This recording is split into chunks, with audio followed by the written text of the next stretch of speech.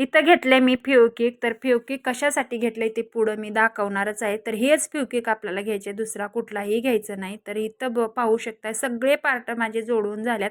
मला आठवण आली की चला ताईंबरोबर पण शेअर केलं पाहिजे. तर इथं बघू शकताय राहिली होती माझी कटोरी जोडायची. तर मी इथं कटोरी जॉईंट करून घेते मॅन फॅब्रिकला. इथं पाहू शकता अशा पद्धतीनं ह्या फ्युकिकनं मी इथं सर्वीकडनं भरून घेते. अशा पद्धतीने घेतले भरून आणि इथं आपल्याला सर्व पार्ट इथं चिटकावून घ्यायचे इथं. आणि मी लॉंग व्हिडिओ अपलोड केलेले आहेत माझ्या चॅनलवरती. तर एका व्हिडिओला तर 21,000 व्ह्यूज आलेले आहेत त्या व्हिडिओवरती.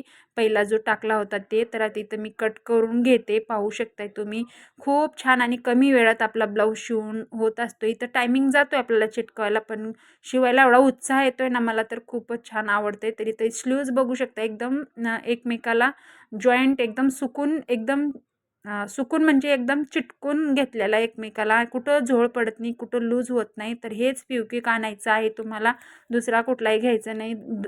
परत एकदा सांगते, अशा पद्धतीने हे ट्रिक्स तुम्ही करून पहा ताईनो. खूपच छान हे आहे आणि खूप मस्त आहे.